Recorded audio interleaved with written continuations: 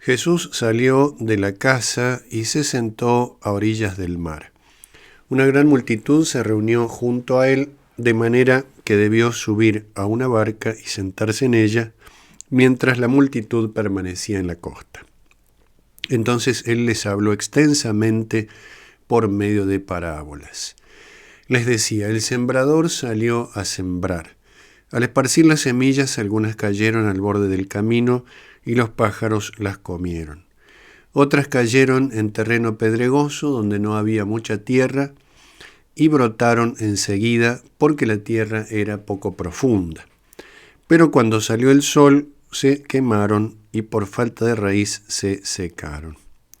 Otras cayeron entre espinas, y éstas al crecer las ahogaron. Otras cayeron en tierra buena y dieron fruto, unas 100, otras 60, otras 30. El que tenga oídos, que oiga. Los discípulos se acercaron y le dijeron: ¿por qué hablas por medio de parábolas? Él les respondió: a vosotros se os ha concedido conocer los misterios del reino de los cielos, pero a ellos no. Porque a quien tiene se le dará más todavía y tendrá en abundancia.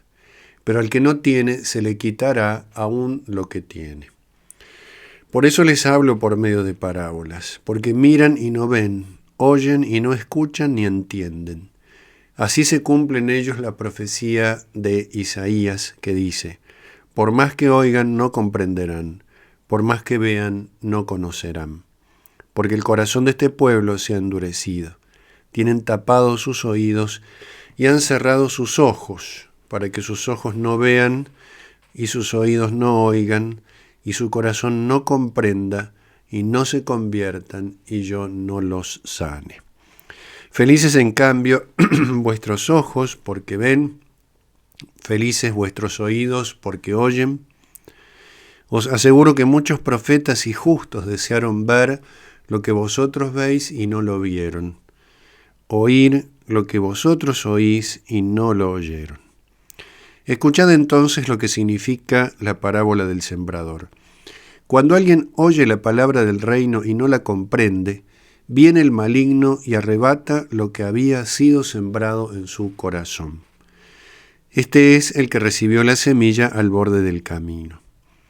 El que la recibe en terreno pedregoso es el hombre que, al escuchar la palabra, la acepta enseguida con alegría, pero no la deja echar raíces, porque es inconstante. En cuanto sobreviene una tribulación o una persecución a causa de la palabra, inmediatamente sucumbe. El que recibe la semilla entre espinas es el hombre que escucha la palabra, pero las preocupaciones del mundo y la seducción de las riquezas la ahogan y no puede dar fruto. Y el que la recibe en tierra fértil es el hombre que escucha la palabra y la comprende. Este produce fruto, ya sea 100, ya 60, ya 30 por uno. La parábola del sembrador ha sido explicada por el mismo Cristo tal como lo hemos escuchado recién. Es Él quien indica el significado de cada uno de los elementos que componen esta parábola. Pero además marca una singular distinción entre las multitudes y los propios discípulos. Más aún, entre aquellos a quienes les ha sido concedido conocer los misterios del reino de los cielos y a quienes no. Tal vez sea esto lo que más sorprende, el intervalo entre la exposición general, o la exposición de la parábola, y la explicación privada, motivado por la pregunta de los apóstoles. ¿Por qué les hablas por medio de parábolas?, le preguntan a nuestro Señor. La respuesta de Jesús es también muy enigmática y hasta paradójica. Por eso les hablo por medio de parábolas, porque miran y no ven, oyen y no escuchan ni entienden. El profeta Isaías, expresamente aludido aquí, expresamente citado por Jesucristo, señalaba igual diagnóstico muchos siglos antes del Señor. El Señor habla a un pueblo que no está dispuesto a entender, es decir, que se niega a recibir la semilla que es el mismo Cristo, el Verbo de Dios. El gran problema es el corazón endurecido, la resistencia a la gracia, la rebelión contra el Hijo de Dios y por ende contra el Padre y contra el Espíritu Santo. La parábola es entonces sugerencia, introducción, alusión al misterio de Dios.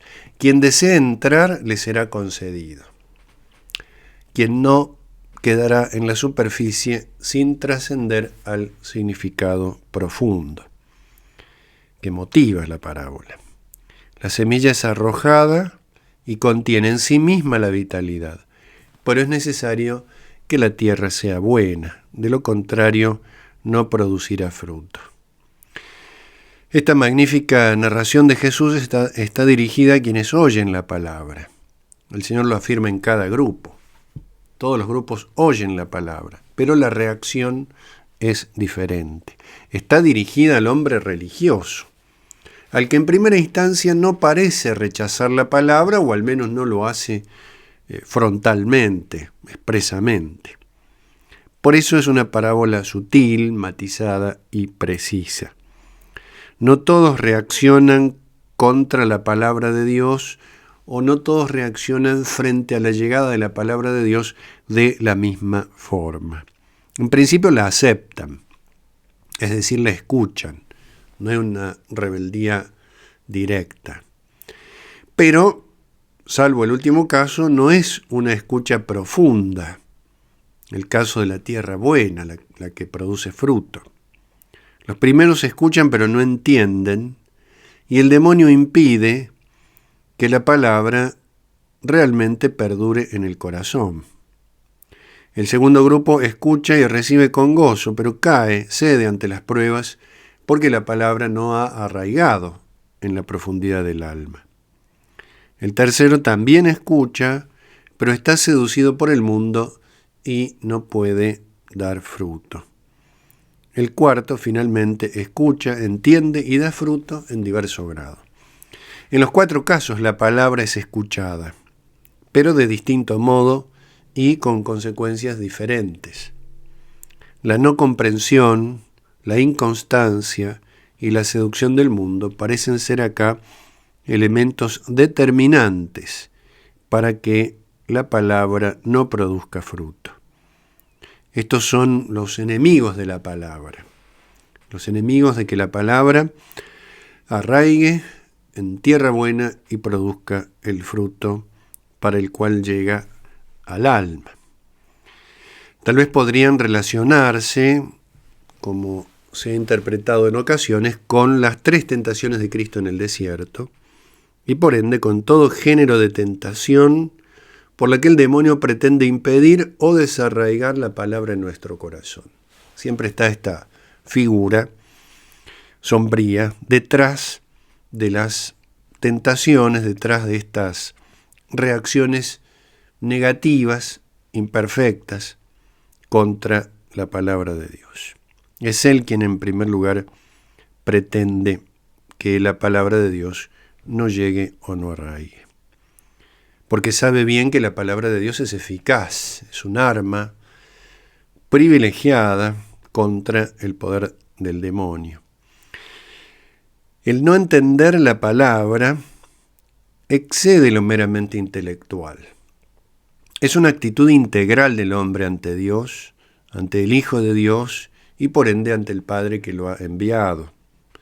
Es la tentación del que no vive de la palabra porque anhela vivir solamente de pan, si comparamos con las tentaciones de Cristo en el desierto, que son también las nuestras. Alimentarse solo con los bienes de este mundo, vivir solo para este mundo. En otras palabras, un cierto desinterés por la palabra, una escasa valoración de esta.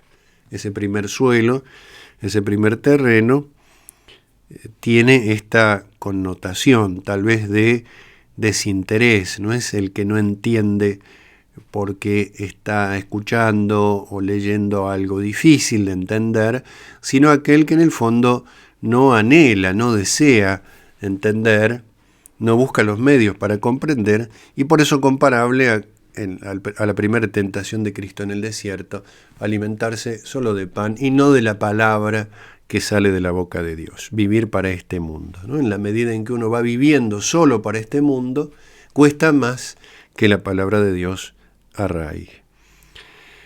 En el segundo caso hay un cierto arraigo, pero es insuficiente. Se refiere al mal uso del bien divino que se recibe. Se da un fruto aparente, una religiosidad sin sustento, pero que externamente puede tener reconocimiento. No hay un fruto real, hay una apariencia. No hay sustento, no hay arraigo. O el arraigo, mejor dicho, es muy precario. Tal como el demonio lo pretendía, llevando a Cristo al templo y queriendo que se manifieste al mundo, usando de Dios para recibir la glorificación del mundo. Parece tener fruto, pero no lo hay en realidad. Y en tercer lugar, la seducción de las riquezas que pueden invadir hasta tal punto el corazón del hombre que ahogue la palabra. En un lugar muy elevado, nos narra el Evangelio, el demonio le mostró a Cristo todos los reinos del mundo, su poder y su esplendor. La condición para poseerlo era precisamente volver la espalda al Padre. Te daré todo esto si postrándote me adores.